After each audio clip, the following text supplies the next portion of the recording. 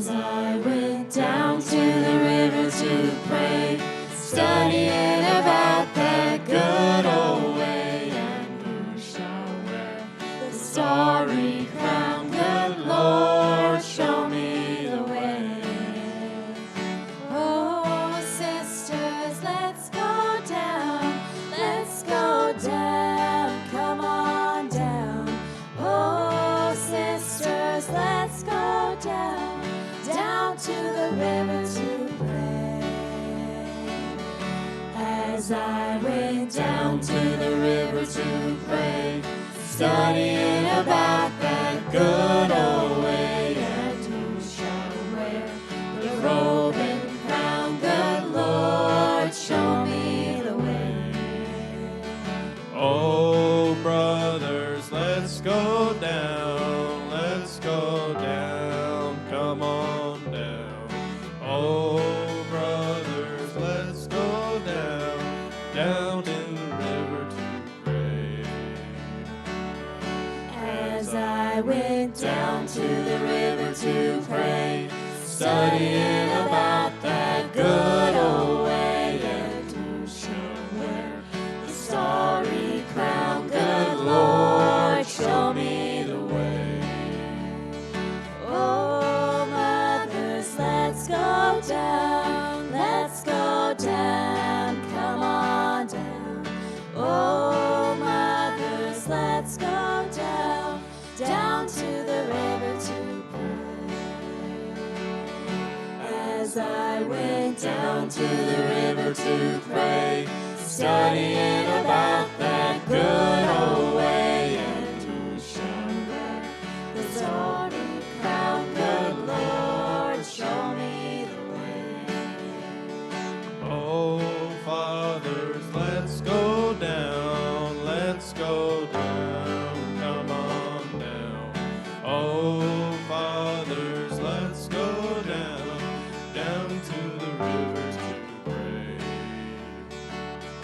As I went down to the river to pray, studying about that good old way, and who shall wear the starry crown? Good Lord, show me the way.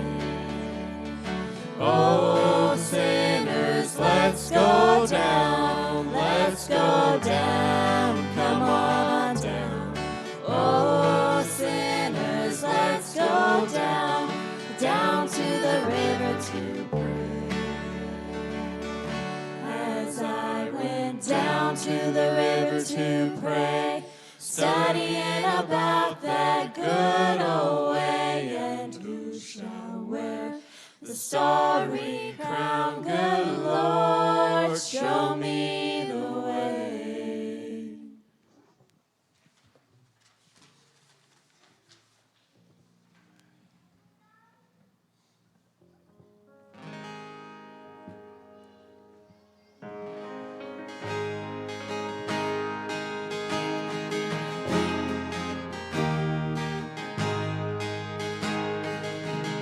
There's the acto de Gottes, his heart on me. Wir verloren, doch keiner mir, har voll för mig, har voll för mig. Vem det sinner fri, det är svärd med fri. Här sig går sin tjänst, gör sin tjänst. Det här land haft mer, han tar sin röst His glory is enough, och starkare kär för mig. Jesus står för mig, vem det sinner fri. Det är svärd med fri, att se God sin tjänst, gör sin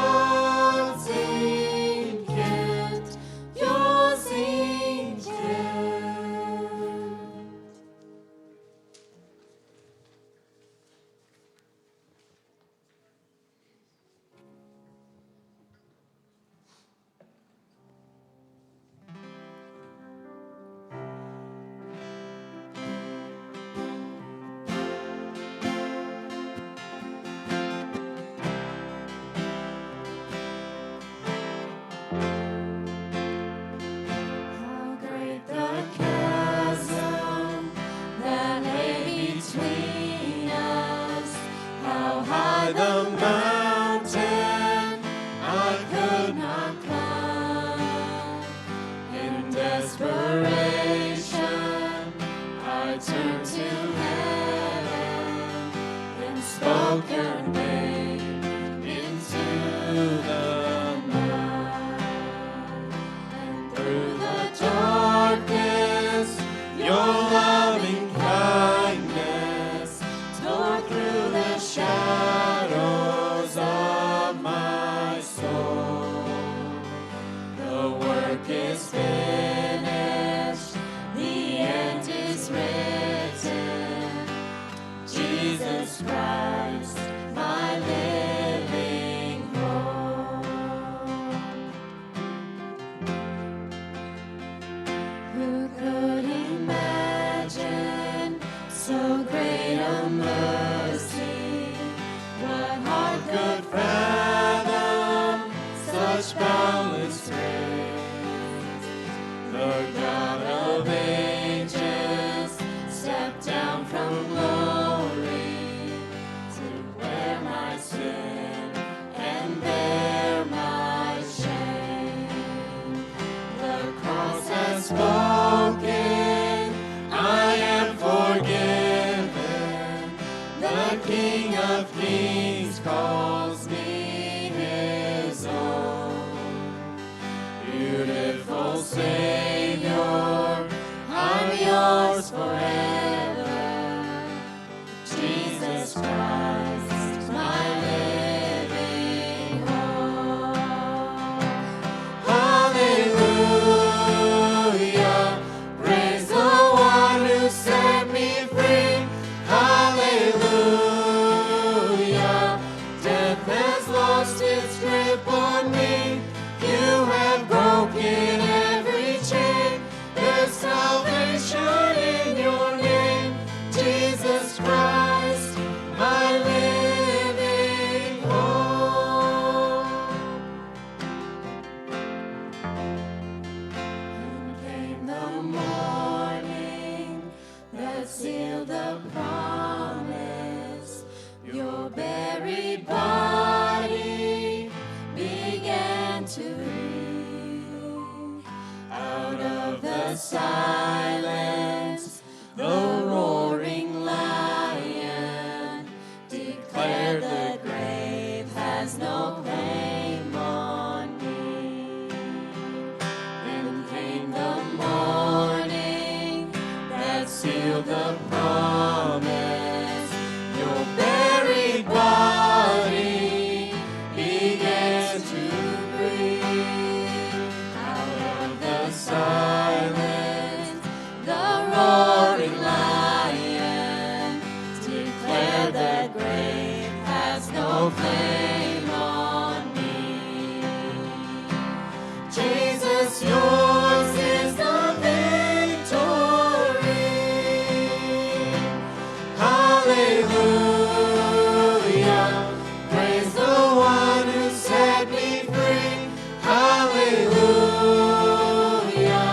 death has lost its grip on me. You have broken every chain. There's salvation in your name, Jesus Christ, my living hope. Jesus Christ, my living hope. Oh God, you are my living hope.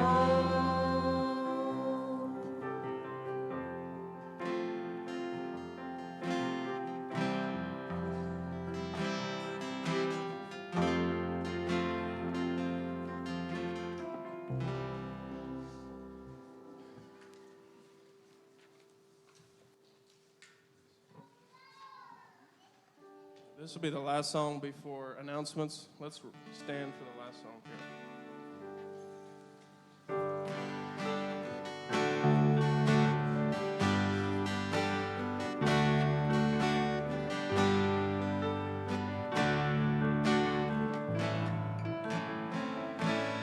Bless the Lord, Lord, oh my soul, oh my soul, worship worship His holy name. Sing like never before. Oh, my soul, I'll worship your holy name. The sun comes up, it's a new day dawning. It's time to sing your song again. Whatever may pass and whatever lies before me, let me be singing when the evening comes. Bless the Lord, oh my soul, oh my soul, worship His holy name. Sing like never before. Oh, my soul, I'll worship your holy name. You're rich in love and you're slow to anger. Your name is great and your heart is kind. For all your goodness I will keep on singing. 10,000 reasons for my heart to find. Bless the Lord, oh my soul, oh my soul, worship His holy name. Sing like never before. Oh, my soul, I'll worship your holy name. On that day when my strength is failing, the end draws near and my time has come. Still my soul will sing your praise unending. 10,000 years and then forevermore. Bless the Lord, oh my soul, oh my soul, worship His holy name. Sing like never before. Oh, my soul, I'll worship your holy name. I'll worship your holy name. Yes, I'll worship your holy name.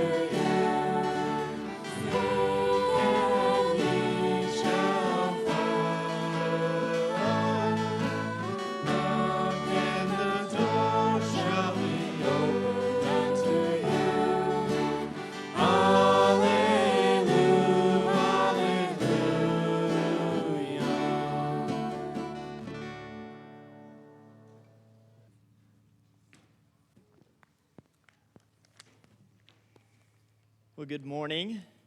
Thank you, praise and worship team, for leading us in worship. It's good to be here today, and I'm really excited and a little bit nervous for the message today. We're starting a new mini-series, and we're going to call it You Are Not Alone. See, in this world, a lot of the time, we struggle with being alone, right? Like, we feel like we're the only ones that struggle with all of these different issues that we have. Whatever it is for you, you might feel like you're the only one who has that problem, that you're the only one who struggles with that particular area of your life, and that there's no one else who has it as bad as you do or who understands what you're going through because, again, you're the only one. And so in this series, we're going to look at issues that we oftentimes struggle with as people and as Christians, but we keep it inside. And we kind of hide it. And we really don't know what to do with it. And we don't know where to go because in our minds, we're the only ones who struggle with this. And really, some of these I understand a little bit because I've struggled with them. And I also know that out of all of the issues, you're probably not, or you are not, the only one who has them. That there's other people. Now, why is it important that we recognize that I'm not the only one who has this problem? The reason that's important is because then we can go to other people. If I think I'm the only one who has this problem, then I'm alone. There is no one out there to help me. But if I can recognize that, you know what? There's other people who struggle with this too. There's other people who've gone through these issues or this kind of stuff. And so, because other people have gone through it, maybe I can go to them and help and ask for help or get help. You know, and I think Satan, that's the last thing he wants the church to do. The last thing he wants Christians to do is to go to another Christian and say, hey, can you help me? I feel like he wants us to believe that we're the only ones struggling with whatever we're struggling with, and that there's nowhere we can go. That there's nowhere we can turn and get help or get advice or get counseling or just somebody to listen to us. And so he wants us to believe that you're the only one who struggles with these things. And today we're going to talk about one in particular. I'll have to turn this thing on for it to work. It works so much better then. There we go. And that is anxiety. We're going to look at anxiety. You know, there's so many people, and we hear it more and more and more, that people struggle with anxiety. And at first when I heard people say, you know, I had this great big battle with anxiety, I didn't know what that was. Like, what is anxiety? Like, I didn't know how do you respond to that? I didn't know what they were going through. It's not that I never had anxiety. I would have probably just said I was afraid, or I had fear, or I had this immense worry that was uncontrollable. You know, when I was growing up, and I was a worrywart, and I still am in a lot of ways. But going to school, I would get very nervous about what was happening to my family at home, my younger brothers. So Cornelius is my older brother, and so I'm sorry, but I didn't worry much about Cornelius because I knew he kind of had things figured out. He was going to be okay. But I worried a lot about my younger brothers. And so in school, you're supposed to be paying attention, and they're teaching you, you know, they're trying to teach me in this case. And all I could think about was, I wonder how John is doing. I wonder if people are making fun of him. I wonder if he's making friends. I wonder if Ricky is okay. I wonder where mom was or where dad was. And all that went through my mind was the worst thing that could possibly happen to them. And so I'm sitting in school and I remember this vividly, like this fear of, oh no, what if someone kidnapped my mom? And we come home from school and we're the only, like it's just us boys and she's gone. And all day, I would chew on my nails. And my nails got so short that I started chewing on my knuckles because I had no nails to chew on. And so I would just chew on them because I was nervous. And all day I couldn't concentrate in school because what if this happened? What if that was true? And that's the very definition of anxiety. I would say I have anxiety. I didn't understand it at that time. But this immense worry about something that's completely out of my control. And I would pray constantly, God, please help them to be okay. And then, not even 5 minutes later, God, please help them to be okay. And that was my day. And that wasn't just a day, that was a lot of my years in school. And I had it hard. Like, I made it hard on myself. And I was okay in school, but I think my grades could have been much better had I been able to set that aside and say, God, you've got this, and I'm here for school. But that was my very first memory of struggling with anxiety. Now, the first time I heard it was many years later, and I didn't understand what they meant. But when I began to look into, okay, what is anxiety? What does the word mean? Then I'm like, you know what? I've had that. This feeling of being out of, circumstances in my life just being completely out of my control. And I understand there's nothing I can do about it. But all I do is worry about it anyway. And people would say, well, why do you worry? Why do you worry all the time? It doesn't help anything, and I know that. Right? I knew that. I know that worrying isn't going to change anything. But that didn't keep me from not worrying. And so I began this battle with anxiety too. And but I never heard it. Lately, if you talk to people, you've probably heard them say, I struggled with anxiety. That this was a real part of their life. And so, if we, I think my service on this thing, can you go to the next slide for me, John? I think my service here is a little bit off. Let's go one more. There we go. So according to the National Institute of Health, an estimated 19.1% of U.S. adults this is from 2022, okay, that's about 40 million people. Past year prevalence of any anxiety disorder was higher for females, 23.4%, than for males, which was 14.3%. So all these people are all of a sudden being diagnosed with anxiety. Now, a lot of them, they go to the doctor, and the doctor says, well, you have anxiety, so we're going to put you on some kind of antidepressant, or we're going to go put you on something else, whatever the medication is, and that's supposed to help you relax. And for some, it probably does. But it doesn't take the anxiety away. It just helps you to maybe forget about it, or it maybe helps to your brain to become foggy and you not to be able to focus on it.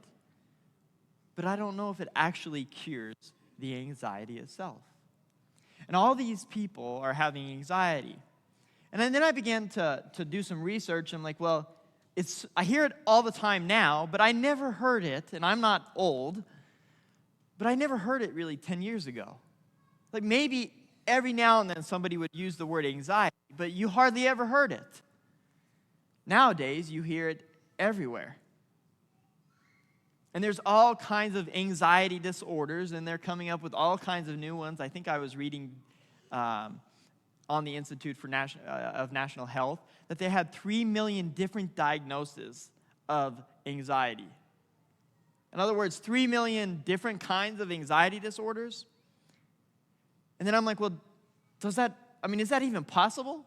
Like, I think at some point in time, people just have to, if they want to not acknowledge God, then you just have to make up issues in order to say this is what's wrong with you. When really the issue is you're missing God. And so all of these things, all of this anxiety is pulling people down. Depression is at an all-time high. Researchers in our government would have us believe it's because of the anxiety that we're struggling with, and what we need to go to the doctor more regularly to get help with our anxiety, and that would reduce our depression. But does it cure anything? And I'm not saying, by the way, that I'm against medication for this kind of stuff, but I do think that there's a cure far greater than any medication for your anxiety.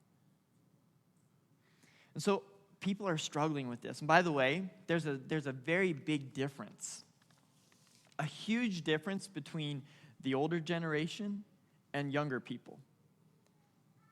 Younger people struggle at almost a 40% rate, again, according to the National Health, for anxiety. Researchers, they say they can't prove this. So they don't want to say this, but I think there's a lot of truth to this. They say that the largest contributor to this rise in anxiety is our technology, is our cell phones, screen time. And so they say that's why younger people have this disorder so much higher, because they're so engulfed in their technology that they don't engage in other people. They don't talk with other people. They kind of stay to themselves. They feel alone.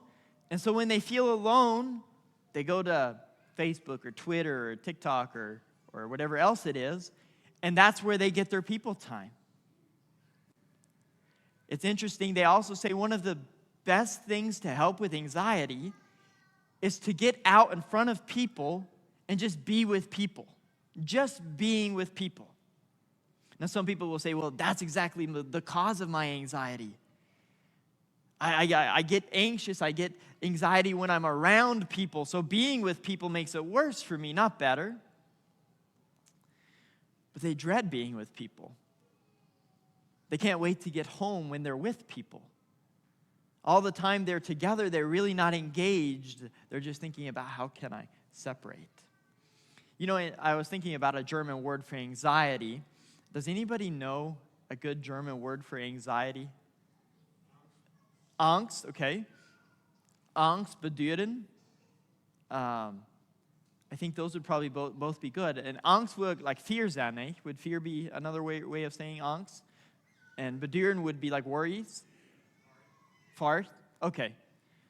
So that's kind of what we're talking about. And anxiety does come up with all of those things. So when I say what is anxiety, anxiety in broad terms, anxiety is an emotion characterized by feelings of dread, apprehension, tension, fear, or worry. It's these things. So, yeah, vark is de monk. Man vill säga onhunden. And it's an emotional thing that happens to us. That we fear something that could happen. And so I go back to my school days. My anxiety came from something that probably could have happened, but it was very unlikely to happen.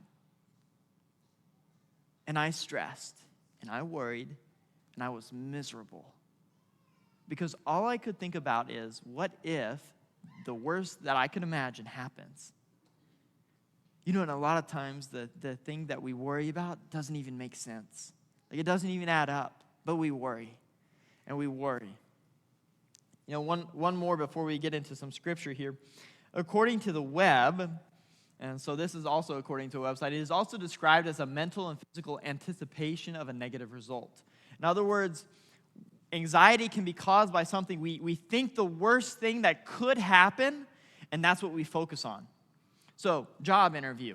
I'm going to go for a job that I really want. I've worked hard for this job, and I want to get hired. And so before the night before, all we think about is, what if I mess up? What if I say the wrong thing? What if the boss doesn't like me? What if he says no? And we think about all the negative things that can come, the outcomes that are negative that can happen. We don't think about, what if he says yes? What if he really likes me? What if he says you're the most qualified applicant we have? We don't really think about those things necessarily. It's about thinking the negative, always thinking the bad side of things. He goes on to say, let me read the rest of this here. Anxiety can accompany the anticipation of a stressful event, dread over outcomes that are unknown, and or other mental health struggles like depression and loneliness. It can be experienced in short bursts, perhaps before going on a date, resolving a conflict at work, or performing in front of a large crowd, as well as over long periods of time.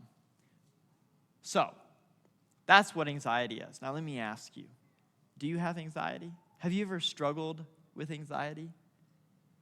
Am I the only one that ever struggled with anxiety? Chances are that in this room, most of us, if not all of us, have had our battles with anxiety, with worrying, with fear, with not knowing the outcome of something. And the question becomes, what do you do with it? What do you do when you feel like you're the only one and nothing you do can change anything and you're just alone? What do you do with that? See, it sits in our hearts, sits in our minds, and we dwell on that. And we think about that over and over and over. And at first, we don't know, but we feel like we're the only ones. And pretty soon, we're sure we're the only ones. And after a while, we know for a fact that I'm the only one that struggles with this. And it's because of this repetitive negative cycle, always fearing the worst, thinking the worst, expecting the worst. We think very little about ourselves eventually. We think everybody else hates us, and after a while, well, if everybody else doesn't like us or nobody else approves of us, why would I approve of myself? Women, girls, so that 23.4% was higher than the males, and a large reason for that is because women struggle with their appearance. And so they begin to think, well, what if everybody thinks I'm ugly? What if nobody thinks I'm beautiful? What if I'm always the next one? What if no guy ever likes me? And then, typically with girls, you begin to try and change your appearance to look like someone else or to hide what you call are flaws when God really created you that way. And it leads to worrying about something that's out of your control anyway. And a lot of times, if you're just you just be who God created you to be, then others find that attractive. But we can't because we're so worried about thinking that they think the worst about me. Well, the Bible does talk about anxiety. And so if we go to, let's go to Psalm 94. And I'll have it up here as well. Psalm chapter 94. Here's David. And if anybody had a reason to be anxious, it would probably be David. He went through a rough life, we could say. After being anointed by God to be king, he has to run for his life for who knows how long. He hides in caves as the king of the Israelites because he's running for his life from King Saul. And in Psalm 94, David, verse 16 through 19, David writes this. And David is crying out to God.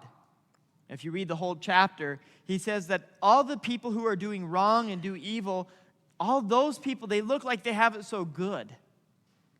Like all these evil people who don't worship God and don't follow God, they look like they have it so good. And he's telling God this. And all these evil people are making life so hard for those people who try to follow Christ or God. Sounds familiar, right? Doesn't it sound like what we're going through in today's time? If you're a Christian, you have it hard. People laugh at you. People make fun of you. People criticize you. They mock you. They do all these things. And so this is kind of what's happening here. And David is crying out to God, looking at all this evil that's happening and how all those evil people seem to be prospering. And these people who are faithful to God seem to be suffering. And we get to this verse here, we get to verse 16. Who will rise up for me against the wicked? So he feels alone. Who? He says, who's going to help me fight these people who are wicked? Who's going to be with me? And he keeps going, who will take a stand for me against evildoers? Unless the Lord has given me help, I would soon have dwelt in the silence of death. Listen to that. Unless God would have helped him, he would have soon dwelt in the silence of death. He would have been gone. We could say this is heavy on his heart.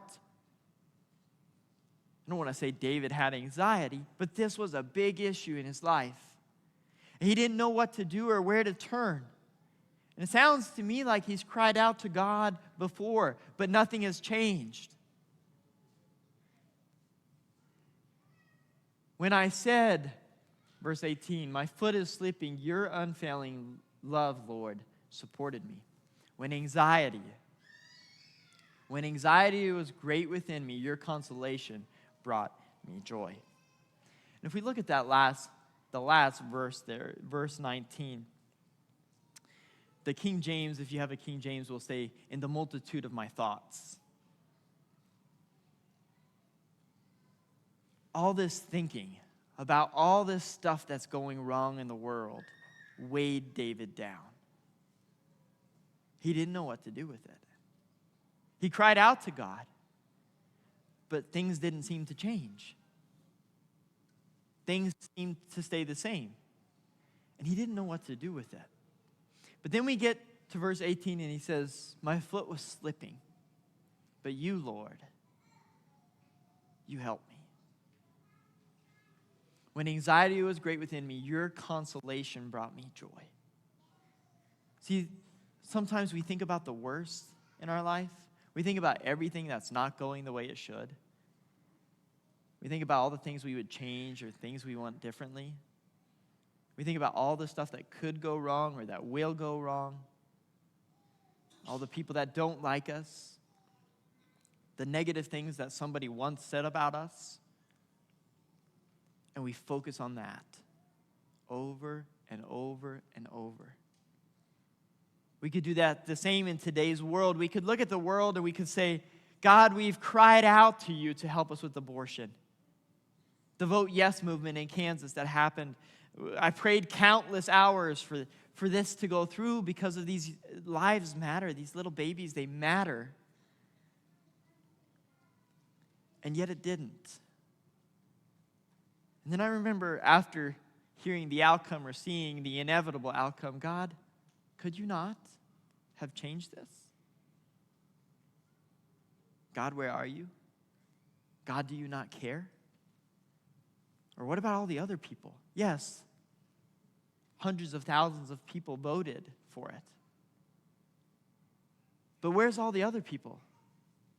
Like, how come more people don't care? And I began to spiral into this, you know what? Nothing I do can change the world anyway, so why try? Mindset. And I thought about, in an instant, all the things that I tried to do that never worked. And all those memories of my failures came flooding back. And I had to stop myself rather quickly and say, no, I'm not going to focus on those things. I'm not going to just think about everything that went wrong and everything that didn't go the way that I wanted it to and everything that I wish was different but it isn't and everybody that doesn't like me and everybody that said everything or anything bad about me. I'm not going to think about those things. Because thinking about those things doesn't change anything anyway. Not for that. It changes it for my heart, maybe my mood. Maybe my mood changes because I become negative. Not fun to be around. And so I had to tell myself what David had to tell himself. That God is our consolation. No matter what we feel and all this anxiety and this depression and this weight of the world and the weight of sin that is on us, that God is there. The God who promises us peace and joy. He is the ruler of my life. And I had to tell myself that. When it would have been so easy for me to give up. In fact, I was so tempted to give up. I had to tell myself, I serve God. God is the ruler of my life, and God promises peace. And God, I remember praying, God, I don't feel your peace. I don't feel your joy. Please help me. Simple. I didn't know what else to say. I don't know that it needs to be elaborate. And then I began thinking on the difference that I could make. People who did approve of me, of my friends, of my family, of my value. Not the value that the world bestowed on me, but the value that God bestowed on me. And so when we get down and we think about all these things, we need to think about who God says that I am. Who does God say that you are? Are you really a nobody? Does God ever say, here, I'll make Peter, John, James, whoever, but he's not going to matter much? No. God values you. He loves you. To the point that he would send his son on a cross to die for you. And when we think about everything that could go wrong, we sometimes forget to think about how much God actually loves me. How much value I actually have. How much of a difference I can actually make. How much a difference you can make in this world. But we feel empty. And we ask ourselves these questions, the same questions that I ask myself. Does the task ever seem too great for you? I sometimes look at something and say, with the abortion, it's such a big thing out there. We live in a small town in southwest Kansas, 300 people. What difference could I ever make? And so I look at that and I say, the sin is we're just going to have to accept it. That's it. There's nothing we can do about it. We're just going to have to accept it because the world is so far fallen, we're just going to have to accept it. The task looks so big, it seems like there's nothing that we can do that's going to change it. That's a negative thought that's going to lead to anxiety in your life over an issue that you could bring to God. But instead, we focus on what we can do and what I can do, and the task seems so big, and our God seems to be nowhere, or at least we don't think about him. We kind of ignore him, and we say it's too big, can't deal with it. The next thing that we often think is, nothing seems to go right. We're working, and when we wake up in the morning and we say, today I'm going to have a good day. I'm going to be happy. I'm going to be joyful. I'm going to treat the other people good. I'm going to give a good energy to everybody today. I'm just going to be happy. And we just barely start our day, and we go for, we eat cereal and milk for breakfast, and the milk is old. Well, okay, we just told ourselves, I'm going to be happy. It's going to be okay. So we just skip breakfast, and we move about the day, and we start our work. And the first thing we do takes us an hour longer than what we thought it should. And we begin to get irritated. And then somebody else shows up late. Or somebody doesn't show up that was supposed to show up. Or something breaks that wasn't supposed to break or that was unexpected. And all of a sudden, what we told ourselves in the morning, today I'm going to have a good day. I'm going to serve God. I'm going to be a light in the world. All of a sudden, we forget all about that, and we think, you know what? Nothing is going right today. There isn't a single thing that's going right for me today. And I've heard people say this. I really despise when people say, oh, it's just another Monday. I love Mondays. Mondays are good. Why wouldn't Mondays be good? Because you just had the whole weekend. You had Sunday, a day set aside where you can worship God together with other believers. Why wouldn't Monday be the worst? Shouldn't it be the best? Well, all days should be good. But either way, we have this negative thing of everything's just going wrong. No matter what I do, it doesn't work.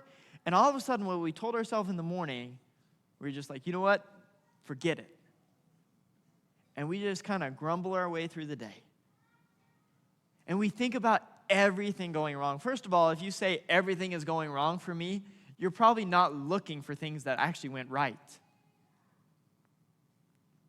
You're probably not remembering those things. You're focusing on everything that's going wrong. And because everything's going wrong, so for the farmers out there, let's just say you watch 20 sprinklers. And you get to the first one, and the motor's off, and you restart it. You have tons of plug nozzles, and you unplug them. And you get to the next one, and it's off too. And you say, there better not be more sprinkler problems or more trouble today because I can't, everything's just going wrong for me. Well, you find out you need to change heads on it, so you go to the next 5, and they're all running. And you get to that next one, and it's off again, and you say, nothing's going right for me today. Aren't you forgetting about the 5 that were running? You just said nothing's going right for you, but you had 5 sprinklers. Sure, you have some problems, but you have 5 that are working. And you say, nothing's going right for me today. It's what we choose to focus on. It seems like you're having lots of problems, yes. But we're forgetting about what's actually working. And when I just think about what's not working right, my day is going to be pretty bad. But I just forgot about the blessing of the 5 that are working. And you know what? Maybe after that third one that's broken, all the rest will be working. But what we assume when we have the first 3 go down in the matter of 10 sprinklers, we assume that we're going to have 3 for every 10. And so we assume all the other ones after this are all going to be broken too. And what I had planned today is just not going to work out. And I'm going to have to work late, and I'm not going to be able to do that. All those things start coming into our mind because we let them. Because we choose to think about them. So, maybe you're struggling with this aspect. When things don't go right, that you automatically, one thing goes wrong and you say, nothing's going right for me today. Because you're forgetting about the good. Next, does it seem like you're the only one struggling right now? So we've talked a lot about this. Sometimes it's not about circumstances, physical things. Sometimes it's our own mind. You know, we're struggling with an issue. Whether that is depression, whether that is these negative thoughts, whether that's pornography, whether that's some other kind of sin that we're hiding in our life, and we think, you know what, I'm the only one. And we begin to isolate ourselves. You know, when we start thinking that way, when we start thinking that I'm the only one, what we usually do is we stay alone. We stay to ourselves. And Satan wants us to do that. If he can plant that seed in your head, in your mind, in your thoughts, that you are the only one, and then he can get you the only one to go off and be by yourself, that's a heavy weight. That's a heavy weight for you to carry by yourself. And so maybe this is you, that you're struggling with the thought of you being the only one dealing with this issue.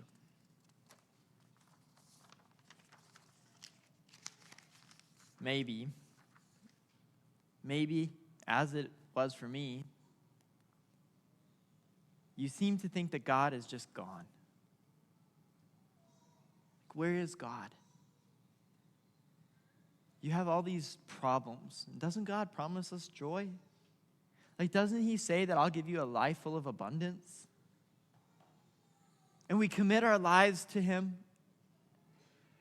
And then we have all these struggles. And the thought, sadly, it's sad for me even to admit it. It's hard. The thought came into my mind, like, where is God? I need God in my moment of sorrow.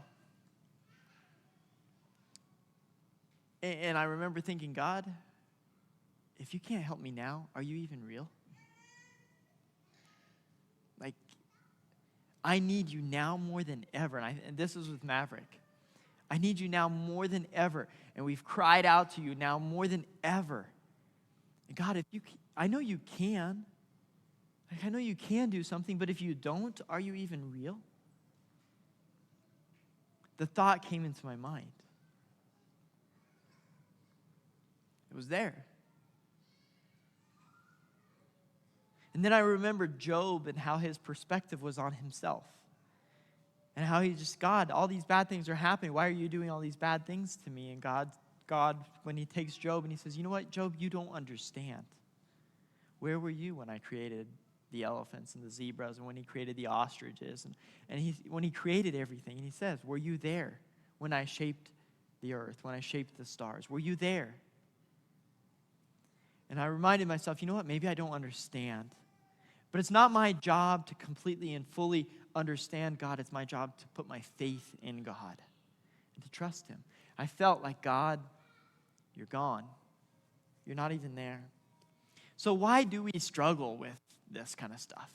Why do we struggle with anxiety? Why is it even part of our life? Like, I get it. We live in a fallen world. But God created us that way. And how does anxiety work? And Eva and I, we've been fostering for a little bit now. And we took a class where they taught on how these little kids who come into the system, how they're wired to self-protect. And they talked about how their brain works differently than others. And they talked about two features in the brain that God created us with. Okay, God put these there. One is called the prefrontal cortex, and it's general, right?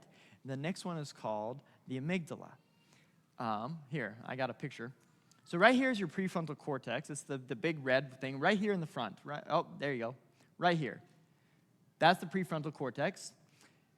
And then back here, this is the limbic system, but right down here is the amygdala. It's a tiny little part of your brain. And what happens, as they were telling us this, what happens with the amygdala, it's your flight or fight response. In other words, it's the initial thing. When something happens, like, have you ever been somewhere and you get really scared and the first thing you do is just freeze? Like, you want to turn around, but you can't. That's your amygdala just firing up. But anyway, what they were telling us with these kids that come into the system, so many of them, their amygdalas have been trained that anytime somebody raises their voice, they're going to get hit. So the first thing they do when somebody talks loud, they run and hide. Because in their mind, the next thing that's going to happen is I'm going to get hit. Or when dad comes home, he's going to be drunk. And who knows what's going to happen, so I better have everything nice and neat and do everything I can to please him. And so when he comes home, the first thing the amygdala fires is everything good enough? And it senses off this fear thing right away, and instantly, they're going to be ready to run or to fight. So the amygdala is like our initial reaction. So when we think about negative things, when something bad happens in our life or something negative happens in our life, we have this initial reaction. What are we going to do? What are we going to do? And so for some of us, we know, like, okay, this is what I would do. But we have to train for it. People who take concealed carry classes, they have to train for the reaction. Now, there's probably hundreds of thousands of people who have taken concealed carry classes. When somebody would actually need to use it, they would probably freeze. They might think, I've done all the training.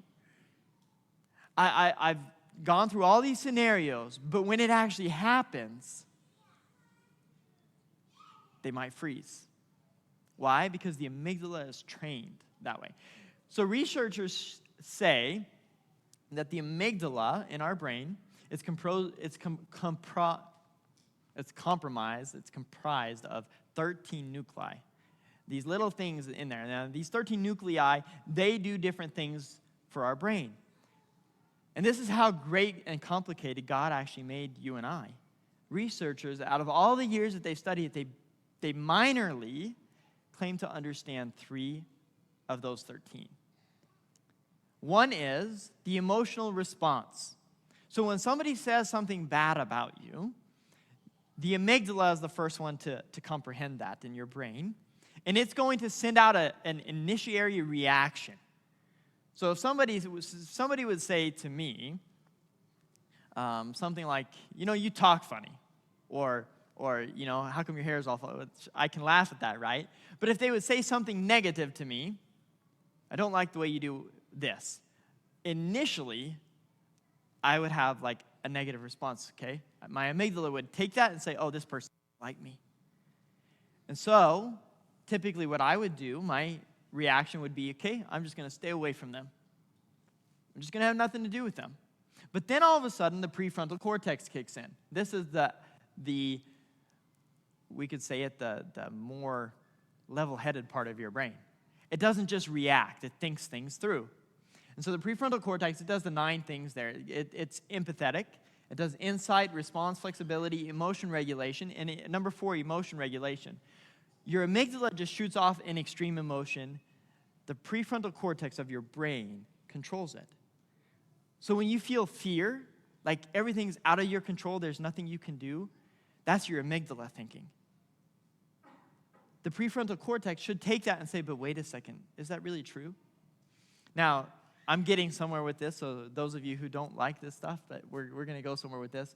It does body regulation, morality, intuition, attuned communication, and fear modulation. And so sometimes that's the way our brain works. Now, people still don't completely understand this, but this is how far they've gotten some of these things down. So God created you with an amygdala. And you might say, well, if that's where this anxiety is, and if God created me that way, then isn't it okay to have anxiety? I don't know. Let's look at some verses here. Go to 1 Corinthians 5:17. 2 Corinthians 5:17. Actually, here for the sake of time, let's just read it up here. Therefore, if anyone is in Christ, the new creation has come, the old is gone, and the new is here. So what does that mean? Does it mean that, like, am I a new creation? Am I a new person? Well, no. But you know what I do think it means? We think differently. We learn to think differently. It doesn't mean like, okay, now I'm a Christian. Now, right away, all these things that I thought before, I'm never going to think them again. No. I think it's a process. Romans 12, verse 2 says, do not conform to the patterns of this world, but be transformed, listen to this, by the renewing of your mind. Then you will be able to test and approve what God's will is, his good, pleasing, and perfect will. So maybe you struggle with anxiety of things that are completely out of your control. But God is a God of hope who promises us peace and joy. And all these things seem like there's nothing you can do. And this anxiety is so great within you, and you don't know where to turn or how to deal with it. But God says, come to me. And when you come to me, you'll be different. It doesn't happen like that. It's going to take work. The Romans 12:2, being transformed by the renewing of your mind. Then you will be able to see what God's will is for you. See, sometimes when we're focused just on this negative, all we think about is everything bad. We can't see God. We just think about this person doesn't like me, all this stuff that I said before, right? Everything negative in my life, and I focus on that, and it just cycles, and it cycles, and it cycles, and it cycles, and it keeps going. It's going to be pretty hard for you to see what God wants from you. When all you can think about is your flaws, how you're not good enough, how you wish you were different. It's going to be pretty hard for you to serve God when you think you're not worth anything. It's going to be really hard for you to be a light in a world of darkness when people need God more than anything, when you yourself are in complete darkness. And so when we take our anxiety and say, you know what, God? I know these things are they're so far out of my control, and I know that there's very little I can do, but I'm trusting you with this. And we take that, whatever that is, we take that and we go to God with it. And we say, you know what, God? I need your help with this. I need you to help me with this. I need you to restore my confidence in who you made me to be. I need you to restore my joy. But we take that to God, and instead of focusing on the negative, we learn and we train our minds to think about and to focus on what God has done for me and how God can help me. This is his word. These are his promises. He doesn't promise just this easy life, but what he does promise us is that no matter what, he's going to walk with us. And so when we learn to change our mind, do the circumstances change? No. But all of a sudden, I can focus. Instead of the 5 that aren't going good in my life, the 5 negative things, I can focus on the 10 good things that are. And I can bring those 5 to God and say, God, help me with them. But in the meantime, God, I praise you for all this good in my life. So many of us we look at work as the only negative, like it's just not going good. And we complain about it all the time. And we come home and we bring that grumpy attitude home. And when we do that, we don't see that God has blessed us with a beautiful family. That He's blessed us with wonderful children. A roof that we can live under. We don't see that because we're taking all our negativity with us everywhere we go. And so we train our mind to think about the positive, not the negative. Philippians chapter 4. Philippians chapter 4, verse, what did I tell you, John? 16? 4. Philippians 4, verse 4. Rejoice in the Lord always. I will say it again, rejoice. Let your gentleness be evident to all. The Lord is near. Listen to verse 6.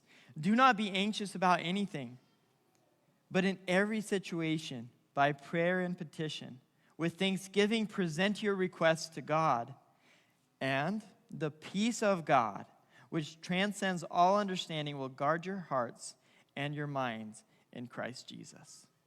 Did you get that? He doesn't say, okay, I'm just going to fix all your problems for you.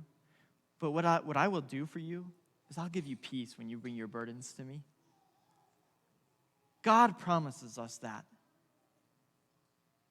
God promises us that when anxiety overtakes us and we don't know what to do with it, if we bring that burden to Him, He will provide for us. And the peace of God, which transcends all understanding, will guard your hearts and your minds. What do you think that means? That it will guard our hearts and our minds. I think we need to train our way to focus on positive and not just this negative. All this stuff that we can be so anxious and nervous and fearful of, that we give those to God. That doesn't mean we don't think about them. Okay, we still need to plan them. We can't just, here you go, God, take care of it, and even if we do nothing with it. We must still be responsible. But God, I'm going to give the worry of this, and whatever happens, whether I get the job or not, I'm going to trust that you have my best in mind. And then we go to that job interview, and we say, you know what? I really want this job. I've prepared for this job. But if I don't get it, I'm going to be okay. We don't need to go and worry about, what if I don't get it? What if He doesn't like me? All these things. What if I say something dumb? We don't need to worry about those things when we give it to God. Verse 8, finally, brothers, whatever is true, whatever is noble, whatever is right, whatever is pure, whatever is lovely, whatever is admirable, if anything is excellent or praiseworthy, think about such things. I think this is a cure to anxiety that far supersedes anything any doctor can prescribe to you.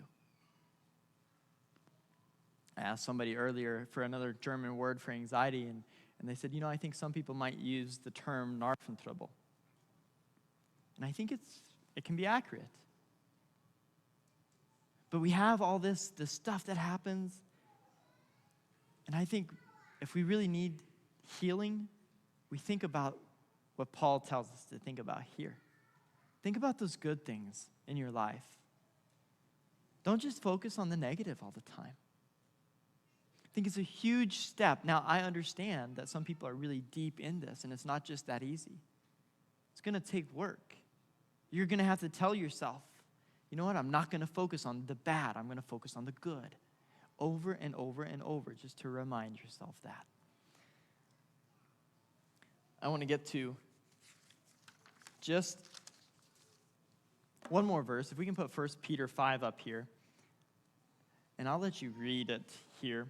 Humble yourselves, therefore, under God's mighty hand, that He may lift you up in due time. Cast all your anxiety on Him, because He cares for you. I'm gonna take this thing here.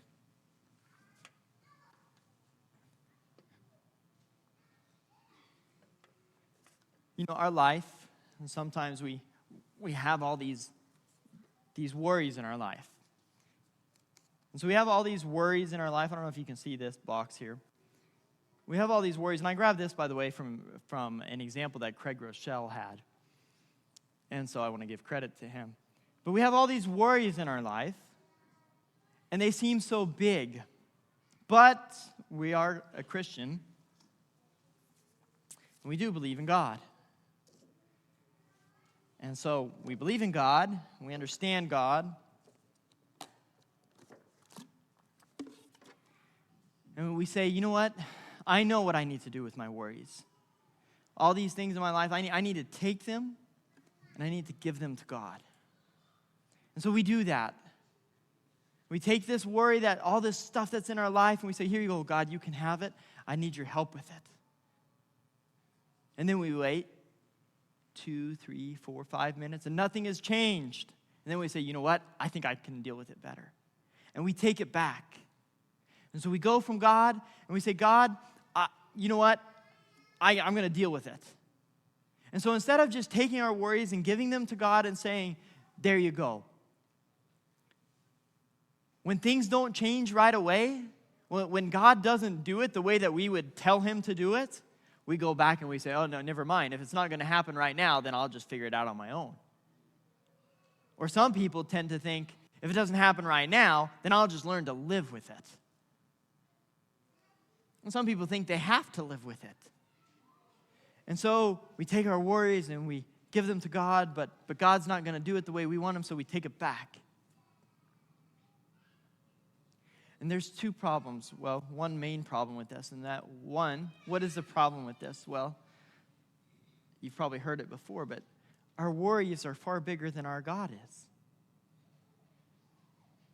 We have all these worries that in our mind, we don't think God can take care of them. We're not trusting God. We don't trust God. If we think our worries and our anxiety is too great for our God, then we're not trusting him enough. Our faith is definitely not there. And so what we need to do is we need to learn to transition our God into being bigger than our worries and saying, God, I know you can handle it. And so when we take our worries and we give them to God, we just stick it in there and we just close it. We say, God, I'm giving this to you. I need help. I'm not going to take it back. I know you've promised me these things. You've promised to take care of me. So help me. Now, it may not happen right away. And then the negative thoughts can kind of come back, right? But I've prayed for a year and still nothing has changed. I've prayed for a month and nothing has changed. And we can think that God isn't going to answer our prayers. But we keep saying, God, I'm trusting you with that. Don't think about, well, nothing has changed yet. You just say, you know what? I gave that to God. And if that's your mindset, then you're on a good track. I gave that to God. Don't worry about the thing. I gave it to God. He's gonna take care of that. But the longer you think about the thing, the longer you're gonna hold on to just a little bit of it. So we need to learn that our God is bigger than our anxiety. He is bigger than our problems. He's bigger and big enough and good enough. And he desires for us to have a joyful, happy, abundant life. He doesn't want us to live with anxiety. And I would say anxiety is just, simply put, a lack of trust in God. What if we would call it that? What if instead of saying, I have anxiety, we would say, I don't trust God enough? What if we would say that? Do you think it would change? Would we learn to trust God more? My challenge to you is, if you struggle with anxiety, understand that you're not the only person. Understand that there's lots of people who struggle with this, but that God desires to set you free. It won't be easy, and you'll need to retrain that amygdala to not fire off negative thoughts all the time. to use your prefrontal cortex that God gave you to say, well, wait a second, that's irrational. That doesn't even make sense. I know that's not what they meant, and it's okay. And then you calm down. But to retrain your mind to think that way. And then trust God and be free. Let's pray. God, we thank you that you love us. We thank you that you care for us. God, we thank you for your instructions in your word again. And God, I just pray for all those who struggle with these issues that seem so big and so large, and God, that these mountains seem too big to overcome, that you would just, God, give us peace to overcome. God, we thank you for who you are. God, I just pray for your joy and your comfort within this room. God, that we would be a light and be able to truly be a light and to express this joy to others around us, because, God, we really genuinely have your love and your joy within us. God, we praise you. We thank you. We pray this in the name of your Son. Amen.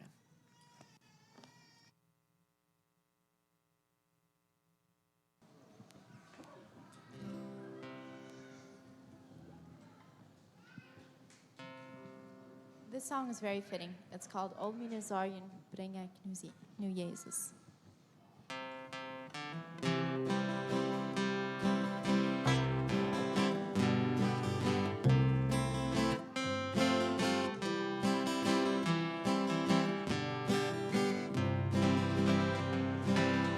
O mine zorgen breng ik nu Jezus. Her kom det lossning, there when all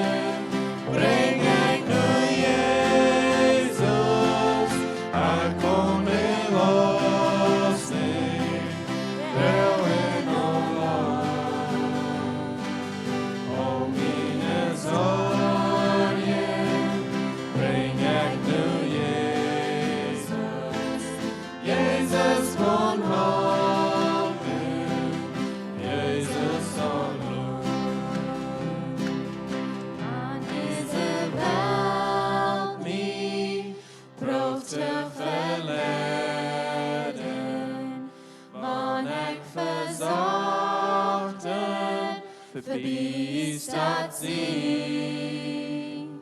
Dan roep ik Jezus, hij kan me helpen. Ever de welt jet, hij me ziet. Om in de zorgen breng ik nu Jezus, hij kon mij was mee, there we no lie. Om in de zorgen breng ik nu Jezus, Jezus kon helpen, Jezus zal doen. Jezus kon helpen, Jezus zal doen.